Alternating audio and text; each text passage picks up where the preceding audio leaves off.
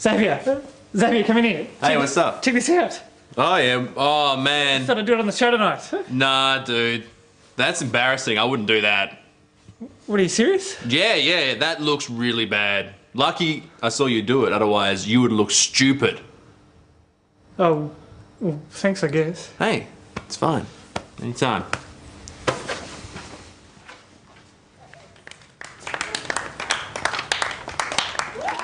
Oh, you son of a bitch. Yes! Yeah! Yes! You should be host. Yes! Coming to you live from the heart of Melbourne, it's Studio A with Tommy Little. Starring John Campbell, Luke McGregor, Nick Cody,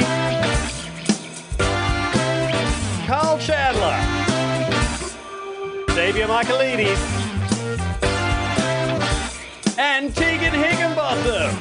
On tonight's show, star of The Wedding Party, Josh Lawson, comedy legend Rob Quantock, stand-up from Ann Edmonds, and music from Master Cardinal. And now, please welcome your host, Tommy Little.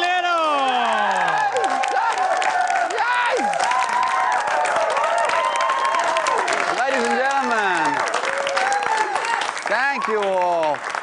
Welcome to another show of Studio A. Thank you guys so much for coming down. Welcome to those people at home. I know you're all coming down from the finale of MasterChef last night, and it could be a little bit of a sad day. It was Team Callum versus Team Adam. I was a little confused, and I was still going for Team Jacob, because that guy is hot. But of course, Adam ended up taking out the competition. Now I know what you guys are thinking. Racist. But now with MasterChef gone, many of us are asking the question, what do we actually do with our lives now? I mean, sure, we could cook, but who's going to tell us what to cook? And I mean, sure, we could talk to each other, but with no elimination, fine, what are we going to actually talk about? I mean, sure, we could masturbate, but that's only a temporary fix. No, I know what we'll do. We'll sleep until MasterChef Junior starts. That seems like it's the only mature thing to do. The show where kids make meals that other kids would never eat, such as olive pesto and ragu. Like, I don't want this show to come on, you know? I already feel bad enough about what I've achieved in my life. I don't need any kind of overachieving kids rubbing this fact in even more. Like, do you guys know what I did today? I walked around the street and I found this trail of ants, right? And so I followed it from one house to another because I wanted to see how far it went. It was easily the longest trail of ants I've ever followed, and it took me like 25 minutes, right? I don't need to then come home and turn on the TV to see that in the same time a 7-year-old has perfectly prepared a tart flambe, which up until now, I thought was a sex position. So, you know, I don't really need it. In other news in the world of sport, of course, the Western Bulldogs have sacked Jason Ackermanis during the week. The club cited irreconcilable differences in the colour of the hair on his head and his face as the catalyst for the firing.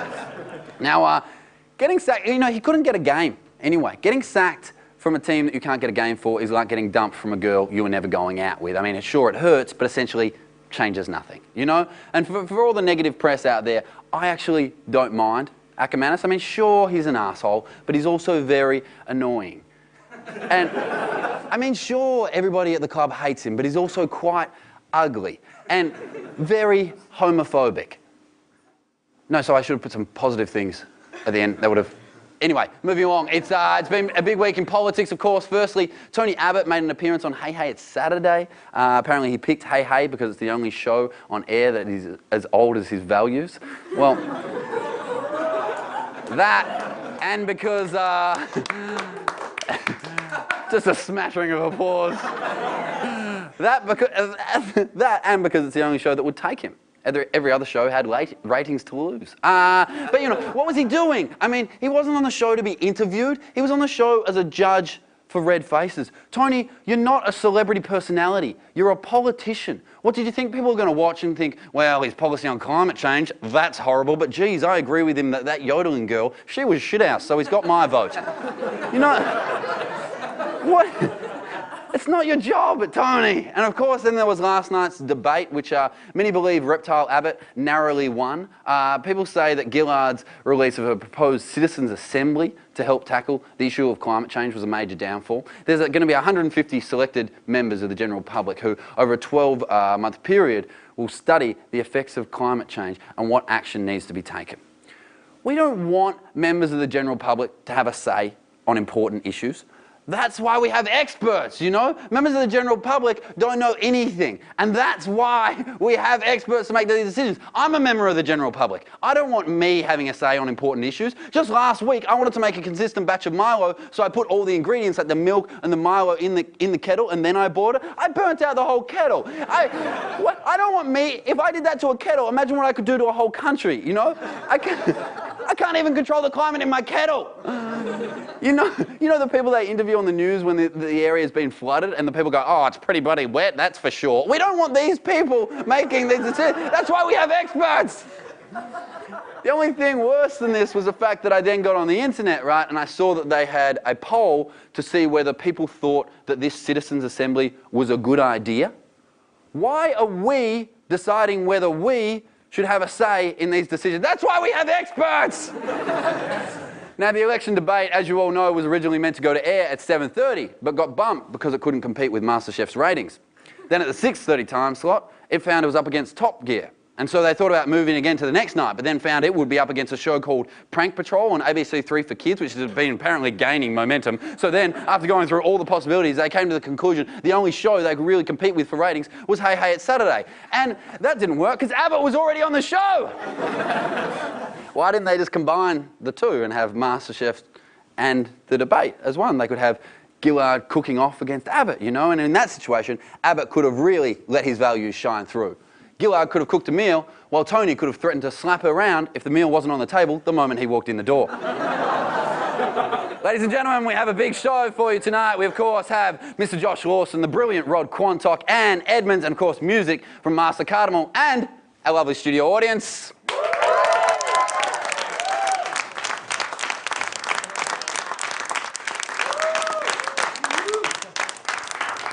Now, first things first, ladies and gentlemen, with the election looming, it's important to be educated with your voting options. So far, the election has been dominated by the leading two parties. And to be fair, we've allowed spokesmen from some of the lesser-known political parties to help you guys make up your minds properly. So, ladies and gentlemen, this is the Studio A Guide to the lesser-known parties.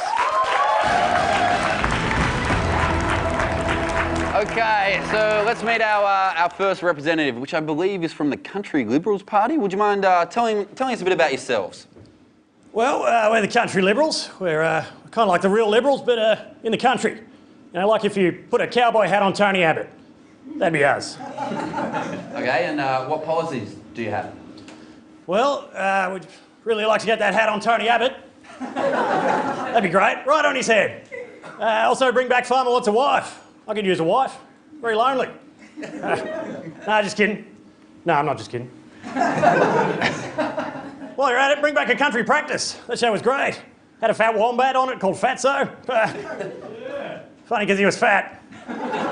Yes, he was. Very insightful stuff there. Now, please welcome the Shooters and Fishers Party. Would you guys happen to be pro-shooting and pro-fishing? Yes, Tommy, you've hit the nail on the head, but with us in power, you could have shot the nail on the head, like a man. Right. So I understand you guys represent a section of the country that shoot and fish, right? But do you think you have the skills to maybe, I don't know, govern the whole country? Oh, totes, yes. So that was totes gay. But so, say, for example, Barack Obama came to Australia, how would you, deal with that situation? Well, Tommy, I tell you this much, Barack and I would go on a great fishing trip. Yeah, and then what? I don't know, shoot him? Okay, well, how about some policies that don't involve fishing and shooting? Like, what's your view on, say, education? Tommy, teach a man to fish. No, you're talking about fishing again. Well, no need to shoot the messenger, Tommy. Although you could if you had a gun. No, okay, I think we're done here. Next up, we have the Climate Skeptics Party. Hey, Tommy, we believe that this whole climate changing thing is hogwash. People were complaining about it being too hot only 6 months ago. And have you seen the temperature lately? Now it's cold. at a hogwash. Apparently people think that's quite logical in the studio audience. No, but that's because, I mean, 6 months ago it was summer and now it's winter. Yeah, well, scientists can call it whatever they want. Science is a fraud. It's hogwash. Created by people wanting to sell exercise equipment on late night TV. I'll tell you what the answer is, Tommy. The answer is magic. Okay. We get David Copperfield in here. Have you seen that guy? He made the Statue of Liberty disappear once. He'll fix all our problems. Problems? Like what? Oh, well, for example, if we have any big statues we want gone, he could probably do that. If we need some rabbits, as long as we had some hats, that'd be sorted out. Plus, we could have some more people getting hypnotised into thinking they're chickens, because that's always funny. Go on, Tommy, do a chicken. Yeah. No, I'm not. Bark, bark, bark, bark, bark, bark. So in conclusion, the Antarctic isn't melting. Chickens are funny. Vote for Climate One. Skeptics won. That's good, and you sold it so clearly. Our next party is the Social Conservatives. Hi, Tommy. Our party believes in being very conservative socially. Very, very conservative socially. I mean, if you were to go to if we were to go to barbecue, for example, we wouldn't be going up to everyone and trying to kiss them on the mouth. No, not at all. And if we went swimming, we wouldn't just take all our clothes off in a public pool and just watch everyone watching us. It's ridiculous. Definitely not. It's not like we'd be on a busy tram with lots of people. When you're all squished together and just letting your hands go where they want to go.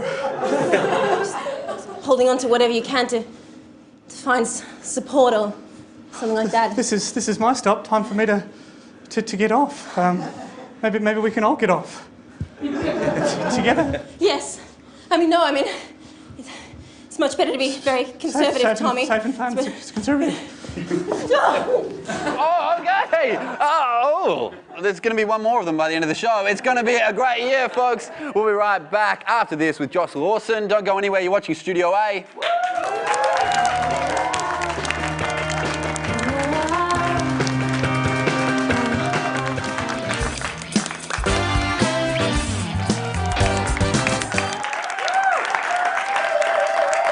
Thank you, ladies and gentlemen, and welcome back to the show. You're, of course, watching... Tommy, I reckon you should have a read of this, mate. Okay. Hi, guys. News just in. A brand new political party has just formed, and they are running for election. They are the best party in the world. Nick's 17th birthday party? Oh, yeah. Oh, shit! It's my birthday! What, guys, what? What is it? What do you mean? You can't be a part... What are your policies? Well, firstly, Tommy, no parents. What are you saying, we get rid of our parents? All of them, but only for as long as the 17th birthday party is in power, which is all night. Yeah. Okay. It's a smell. I'm going to be honest, it smells like virginity in here. But anyway, so you're saying we're getting rid of all the adults? Whoa. We never said anything about getting rid of all the adults. Just people who are parents. We need some adults around to buy us beer and ciggies and shit. That's right. Okay. Well, what about something else? How about your views on, say, education? Oh, we're big on education, Tommy. If I hadn't done all our homework, we wouldn't even be having this tonight. Okay, immigration? If you didn't get a Facebook invite, you shouldn't be here. Unless you're a hot chick or you're bringing more booze and ciggies. Because we're going through them like hotcakes. Right, okay, what about something else? Gay marriage? Yeah, we support it, Tommy. Anyone should be able to marry whoever they like. Like, for instance, why couldn't my mate Steve-O here marry his boyfriend? Called you a poof on the TV. Oh, well, what's that over there? Bam! Oh. 1-0. Guys, exactly who do you expect to vote for you? The 17-year-old market, Tommy, is untapped in Australian politics. We're going to get all of them. Yeah, but that's because they can't vote. Can't, Tommy, or choose not to? Can't. They legally can't vote. All right, fair enough. We should have checked that. Do you know anyone who'd want to buy $400,000 worth of beers and ciggies? No. Our parents are going to fucking kill us. The slightly more sweary than expected 17th birthday party, ladies and gentlemen. And now, I'm very excited to introduce tonight's first special guest. He's in town to promote his new movie, The Wedding Party, that was chosen to open the Melbourne International Film Festival. You all know him from his time on Home and Away and his standout performances on Thank God You're Here. Please welcome to the show, Mr. Josh Lawson.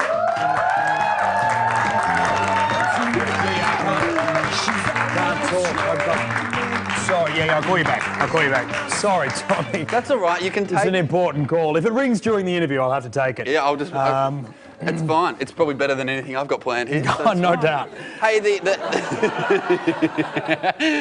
the movie opened and I heard it was average. No, the wedding party... Oh, so I was being serious. No, God. The movie opened. How's it been going? It's been great. Yeah, it was fun. We opened on my birthday, actually, on Thursday night, opening MIF, Melbourne Film Festival. Yeah. And it was...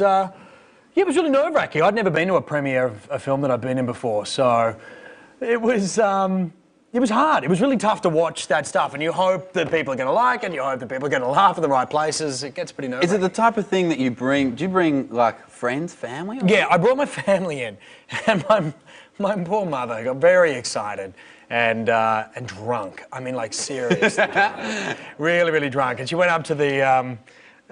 woman, Heather Mitchell, who played my mum in the movie at the end of the show. She was like, the other mother. I'm the real mother.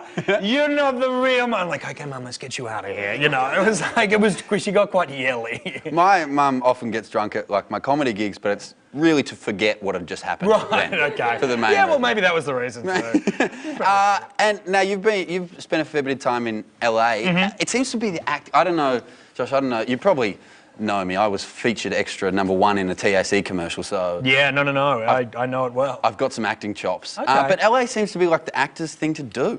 Well, yeah, it's where the jobs are. I mean, simple as that. It's just where the work is. So you go over there if you want to make money, and the money over there is obscene. Okay. Yeah, it's more than you think it might be. So you were shooting a show over there, Romantically Challenged. Yep. Now, the first question... Alyssa Milano's in the show. Yep. The first question I wrote, which I then crossed out, and then I've come back to... You can ask it.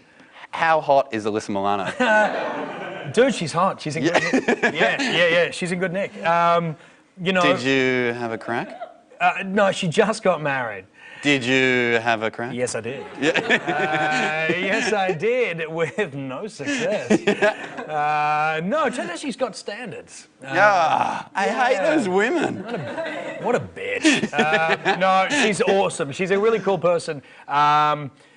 Yeah, just got married, which is a shame, but she must, I don't know how old she is now. She must be in her late 30s. I mean, if you're like me, I grew up watching her on Who's the Boss. Yeah. And so to be in a sitcom with her was quite awesome. Yeah, great. And I hear those American sitcoms, and I assume it's a laughter track. But I heard you talking recently, that's a studio audience. No, live studio audience. It's the weirdest thing.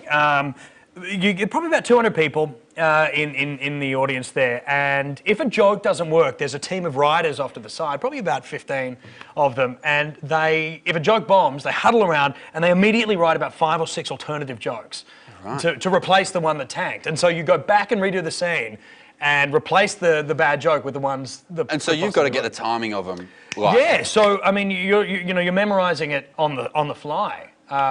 And you're getting rewrites as the night goes on. Are they a good audience, or does the audience sometimes just They're really well trained. Americans know exactly what they need to do in a sitcom. Like, for instance, I played this loser slob in the thing, and at one stage I get dressed up in a suit, and I come out and they all go, yeah, awesome. And it's like, just because they know that's the moment.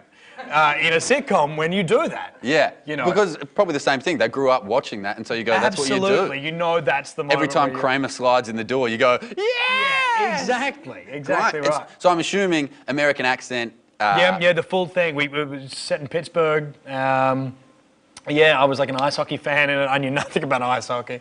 All I've got with the American accent, my only American is like that bad gangster, like, hey, you're white ass, why don't you get over here, I'll kick your ass. And there's not many roles for someone who looks racist. like me and speaks. That's racist.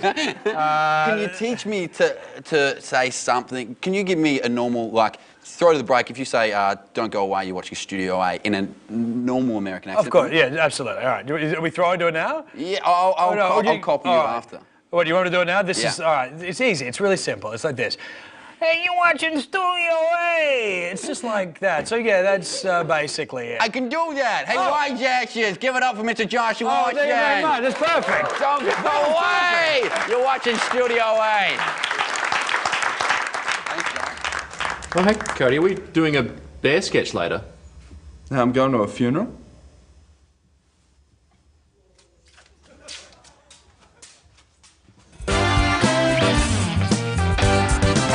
Welcome back to Studio 8. Now, our next guest is one of Australia's comedy legends. He's been serving up sophisticated satire for over 30 years. He's received accolades of every single kind and is still selling out shows all over the country. It gives me great pleasure to welcome to the show the lovely Mr. Rod Quantock. Hello, the lovely Mr. Tom. How are you? I'm very well. And that's all we got time for.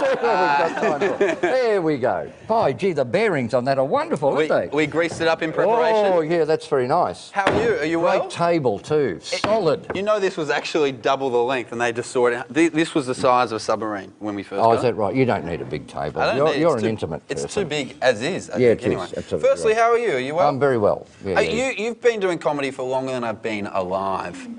Yes, I have. But I remember growing up and seeing a lot of your comedy stuff. Has comedy changed a lot since when you started? Oh, look at the difference now is people are interested in it. It's everywhere. I mean, it just Sometimes not when we do it on this show. No, that's true. Yeah. But no, that's the difference. It's got an audience that wasn't there 30 or 40 years ago. They're out in the outer suburbs. They're 12 years old, and if it's on Channel 10, they drool. Yeah. Yeah. So that's the difference now. Comedy was, when I began it anyway, for the first 10 or 15 years, it was stuck in Fitzroy. And if you weren't willing to come into Fitzroy, which was a scary place then, you didn't see Australian comedy. It really wasn't on the television, and now it's everywhere. Yeah. Well, so how about personally? How about for you? Has your comedy changed a lot? Look, I'd like to say that I've evolved and grown and, broadened and become a more expansive... No, is the answer. It hasn't. No, the content changes, and because I... Look, I think it's part of who I am anyway. I do a lot of political comedy, but the joy of political activist, many would call it. Oh yes, but you can do that too. But the good thing about political comedy is that the subjects change all the time. So politics is always funny. Yeah. I mean, politicians write your material for you, and if they don't write it, Andrew Bolt writes it. But there's always somebody writing your material for you if you do comedy. If you're sort of you're dependent on observing people in the street and making comments of the sort of Seinfeld kind. Well, I give up. I can't do that. And I would have given up a long time ago if that was my sort of comedy. Well, the I'm going to say political kind of, even socially minded path that you've gone down, most recently has seen you tackle a lot of climate change.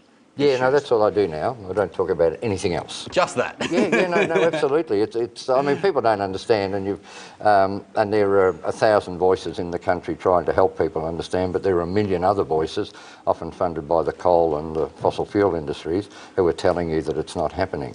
So the little voices like mine have no impact. So, all I can do is just keep saying it and saying it and saying it, and hoping that people will begin to pay attention. Well, I guess I don't mean... Can you turn the lights out on these buildings? It's very wasteful. we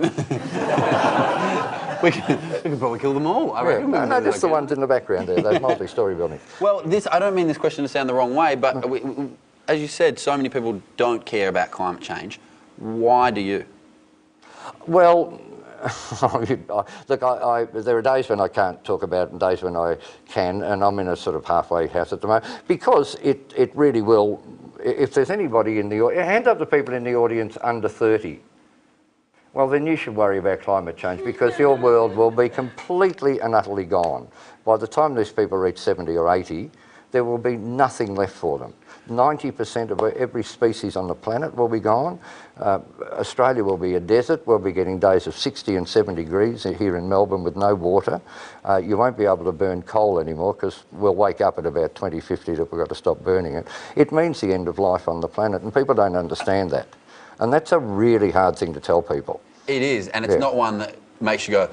Hooray! Let's go and see that man. He's funny. Yeah. He's going to tell us we're all going to die. So when I became aware of that, and it's not, you sort of, you know, I started reading about it. I was actually reading about the fact that oil's going to run out. So that's something else that people won't talk about. And the oil's running out. Thanks to BP, it's running out a lot faster than we thought it was. But the oil's running out, and nobody will talk to you about that. People keep saying, well, we get a hybrid car, but nobody here will be able to afford petrol in 20 years' time. There just won't be anything. And my shirt's made from oil, and the paint on this desk is made from oil, and half the bits and pieces in your camera are made from oil. Oil is everywhere. It's in that shampoo. Chair, we actually put oil in that chair so it's spun. Ping pong balls. Did you know ping pong balls are made? I didn't. Can you close your eyes and imagine a world without ping pong balls? Yeah. You can't, can you? You can't. It makes the ping pong tables pretty much useless. Yeah, absolutely. There you go. Hey, Rod, I did want to play a quick game with you. Your last show was entitled "The People We Should Eat First and How to Cook Them." That's right. Yes. Yeah. And basically, it was when the world gets to that state, who's going to go first? Well, the people we should eat first are the people who's telling us the world's not going in that direction. They're the people we should eat first. So Tony Abbott was high on my list. Wow. Let's put some actual names to this. Let's play the people we should eat first. Yay! Bum, ba, da, bum, ba, da, bum. Oh, wow.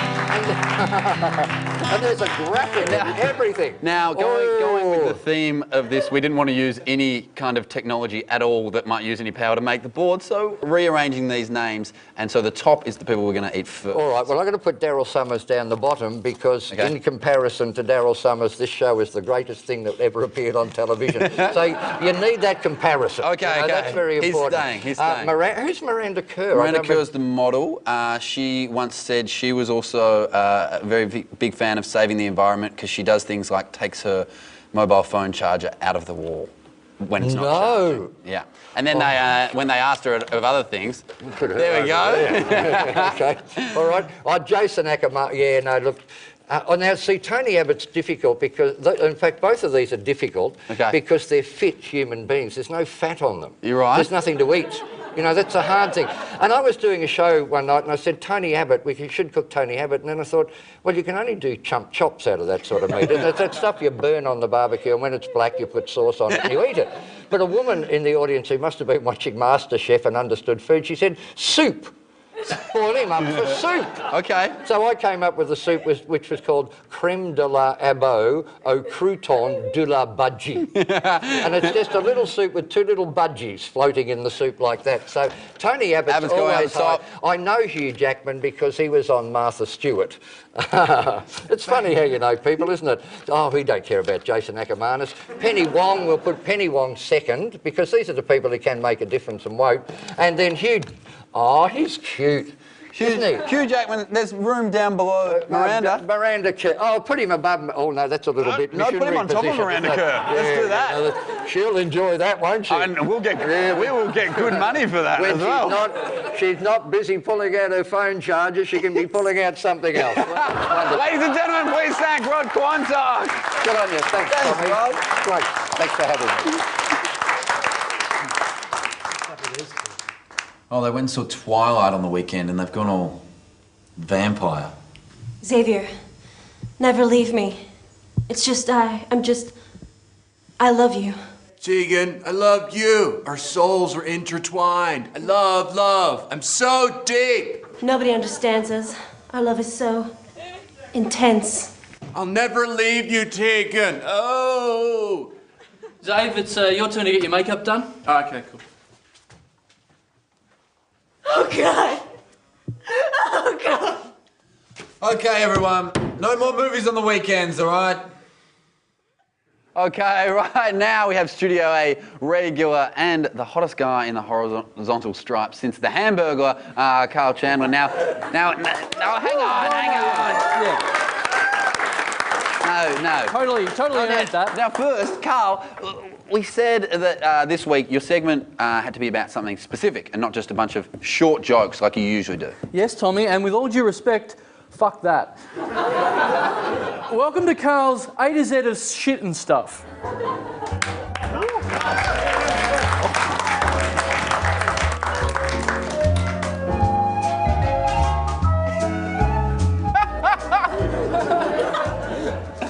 Hey everyone. The alphabet. A is for abacus. Well, abacus, congratulations on choosing a name specifically so you could be at the start of the dictionary. You probably thought you'd done pretty well, starting your name with an A, B and an A. Well, you didn't see the aardvark coming, did you, dickhead? Good one. You just had your thunder stolen by something that eats friggin' ants. Plus, we've got calculators now. You are so 14th century. No one wants a counting device that you can't even turn upside down to spell boobs. Abacus, more like obsolete. Are you with me, guys? I know what you're thinking. Finally, someone's had the balls to say it. Now, B. B is for B, which is kind of like spelling with training wheels on. How do you spell B? Well, you nearly did just then. You totally nailed a third of it. Just add a couple of vowels and you're done. Thank you. C. C is for sea, a place full of fish where you can swim. D. D is for dickhead. As in, you're a dickhead if you think the word C is spelt with a C. E is for eggs, or as I call them, really raw chickens. F is for the F word, fire.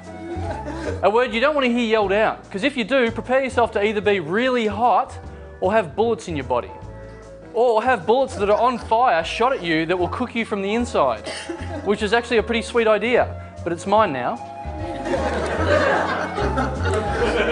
G is for gee whiz. I've only got 4 minutes for this segment. I'm only up to G so far, so I'm going to have to think of how to get through the alphabet a lot quicker than this. M. M is for magnifying glass, which if you use your spectacles with that glass, then you go out and look at the sun, your eyes will catch fire. Thank you. N. N is for a new concept I'm pitching for the year called November. A special month of the year where you say no to having a novelty mustache, but a yes to not looking like a sex offender. O is for octopus, an animal known throughout the ages for its ability to predict sporting events. That's why I don't check ESPN or the internet before I put bets on. That'd be dumb. I just jump in the ocean and ask whatever I find under a rock. That's where the smart money is. P is for the producer of this show, who really wants me to wrap this segment up quick. Okay, here we go. Q. Q is for quicksand. I made a sandcastle out of quicksand and now I just have a sand basement. R is for rainbow, which proves that the sky is gay. S is for salad, which proves that food is gay. T is for tambourine, which proves that... All right, well, you get the picture. U is for unicorns, and for unicycle riders that aren't douchebags.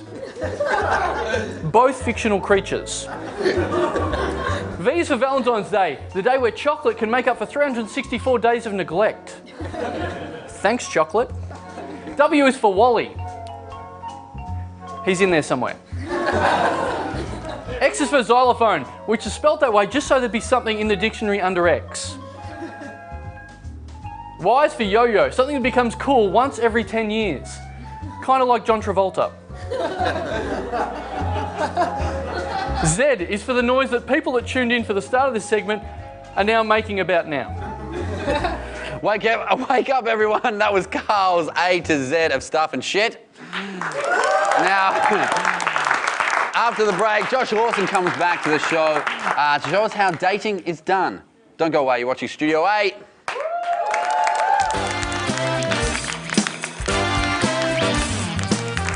Welcome back to the show. Now, ladies and gentlemen, please welcome back to the desk Mr. Josh Lawson. Thank you. I had nowhere to go.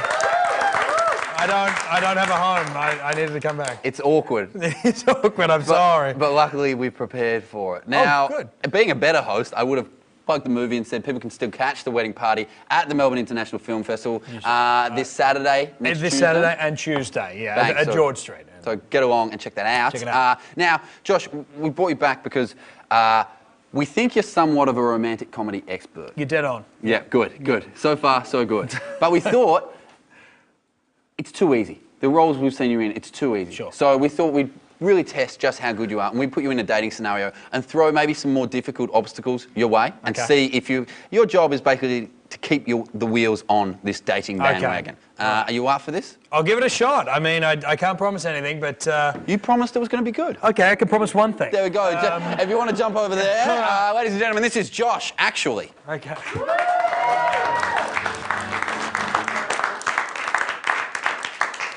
Well, thank you for this. I don't usually go on blind dates. Oh, well, yeah, I may be blind, but I love going on dates. What do you look like? Can I...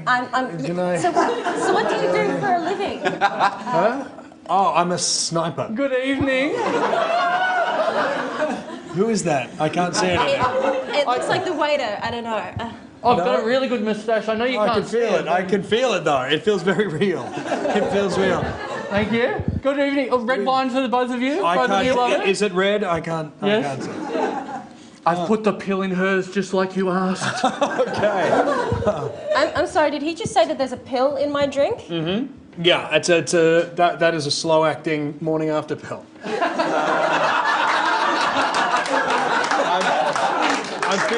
I'm feeling optimistic about how this is going.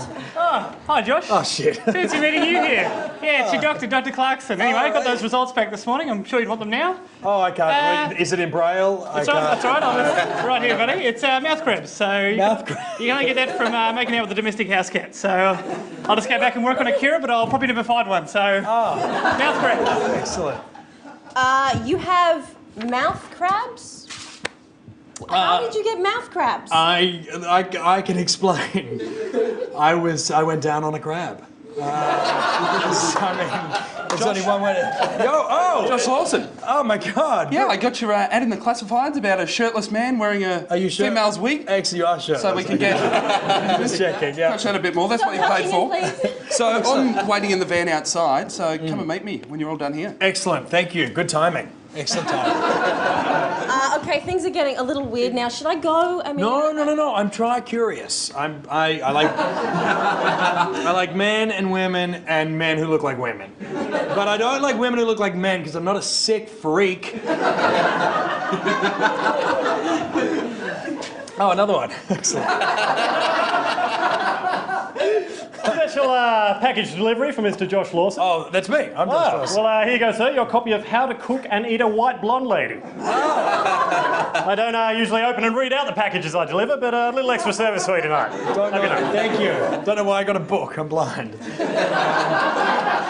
All right, I'm actually quite scared now. All right. Can I tell you this is a mistake, and this is actually a bit embarrassing. I did not order How to Cook and Eat a White Blonde Lady. What I ordered was how to get a white blonde lady to eat my cock. That was... Ladies and gentlemen, Mr. Josh Lawson.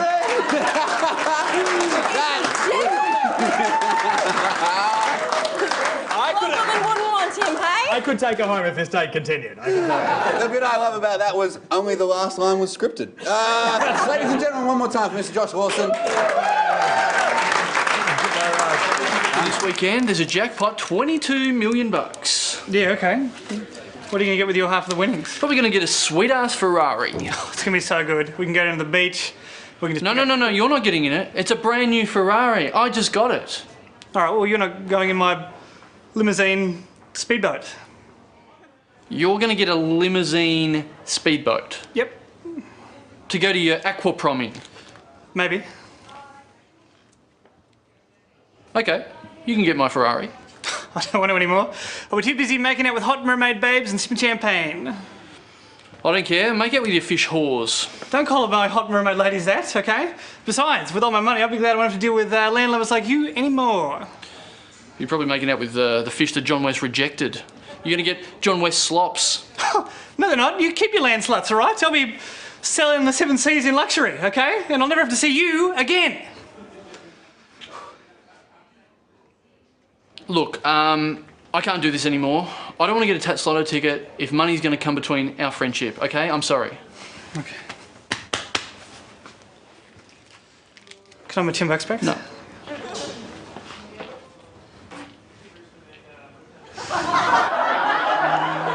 Ladies and gentlemen, tonight's stand-up guest has been making waves on the Melbourne scene since her appearance in the final of this year's Raw comedy competition. Please welcome Anne Edmonds. Hi, I'm Anne Edmonds, And I'm here to tell you why I should be the next contestant on Search for Australia's Singing Stockman. You should give her the part. She's amazing. Well, thank you. Thanks very much. That's awesome. And she's on the dole. No, I'm not. And she's never been to the country. Yes, I have. I've been to Sovereign Hill twice. And she smokes ice. Well, that's true. One of my great talents is singing bush ballads to cheer people up. Here's one I wrote last year during the global economic crisis.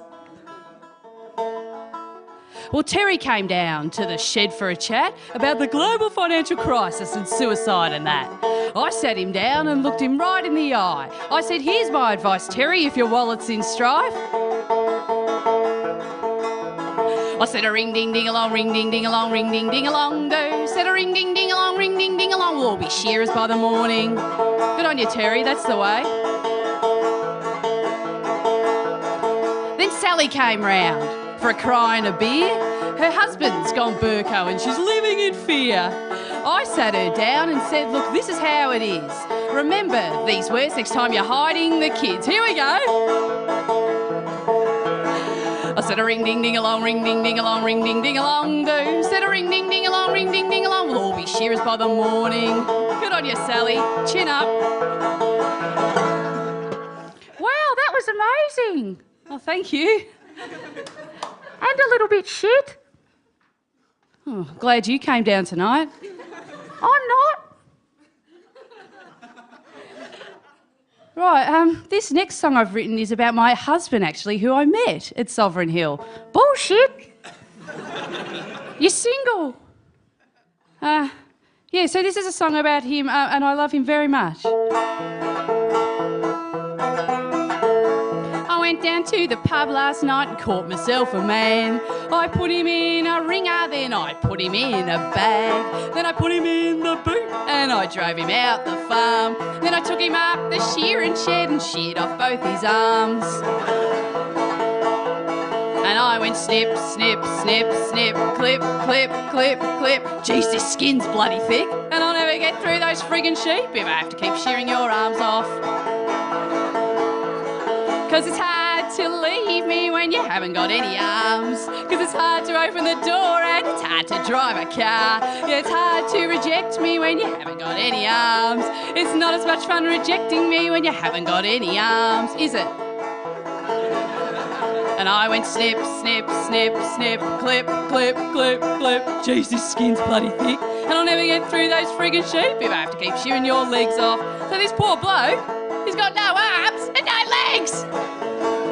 Oh, 'cause it's hard to run and it's hard to walk.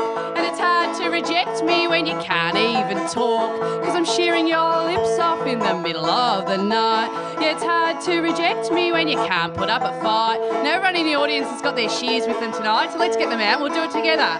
Here we go, and it's 1, 2, 3. We go snip, snip, snip, snip, clip, clip, clip, clip. Jeez, this skin's bloody thick, and I'll never get through that friggin' sheep if I have to keep shearing your arms off, legs off, face off, balls off. Don't reject me, yeah. Don't come and talk to me after the show and then walk away, 'cause I'll follow you to your car, Luke, and fucking kill you.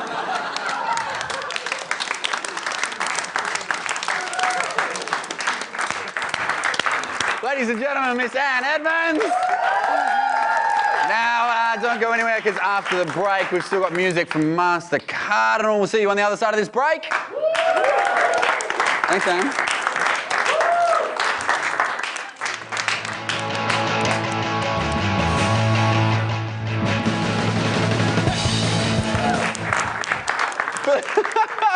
Welcome back to the show. For those of you out there in TV land who are looking to be part of our studio audience, we'd love to have you here for a night of ha-has and giveaways combined with mild coarse language and, of course, partial nudity. Now, just throw us an email at studioa@rmitv.org, and also you can check us out on YouTube and Twitter under Studio A Melbourne, all in one word. And if you want to send us an actual letter, you're old. Now, tonight, our musical act that we have is a very special... Oh.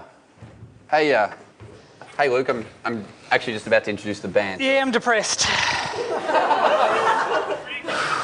Okay, why? I've just been reading some of the letters that have been coming in, Tommy, and they are pretty horrible. I don't even know why I'm on the show. Oh, come on, man. I'm sure they're not that bad. All right, listen to this. Letter number 1. Dear Luke, you stink. You stink so bad I can smell you through the television. Every time you walk on camera, I grab my nose with my hands and I cry. No, that's just one person's opinion. Here's another one. Hi Luke, I used to like watching television and supporting local community TV shows. Now I only watch CSI, and every time someone dies at the start of the episode, I pray that it's you. Okay, that's not real great, but I mean, I'm sure it's not. Number 3. Luke, I am 8 years old and only just learning to write. But these last few weeks, I've studied day and night so I could send you a letter in my own handwriting. I wish I put it on one page. That can't be helping your mood. It's making me feel worse. That you have... Luke, stop stalling. Sorry. Please continue with the letter. That you have a stupid, crappy face. Where do you get off, kid? Look, can I have a look at those letters? I don't know why. It's not like I left anything out. No, but I know whose handwriting this is. Hey, look, who's in charge of the mailbag right now? Well, Cambo, but... Hey, Cambo, can you come out here for a second? Hey, Tommy. Hey, mate, have you been writing these letters about Luke? No, man. No. What do you mean? What have you got there? Oh, nothing. Just No, give it here. Dear Luke, do you like Lego? Go fuck yourself. Jeez, that really is pushing the censor limit. Cambo, why are you doing this? Do you have a grudge against Luke or something? No. I don't have a grudge. Oh, you just hit him in the head. No, I didn't. What? You just hit it again. You did. Well, it's on telly. You did it again. It is. It is. What happened between you guys? I don't know what happened. I have footage, Tommy. All right, let's see it. What have you got? Hey, Cambo, how many sugars do you want? 2 sugars. Well, guess who's getting 1? Wow, that is an epic tale. You can't hog all the sugars, Cambo. Yeah, well, you tell us that. Guy, get out of here! Thank you to everyone we had on the show tonight. We had Josh Lawson, Rod Quantock, Anne Edmonds, and of course, the fantastic cast of Studio 8. Now, here to perform live in the studio and take us out tonight, please give it up for Master Cardinal.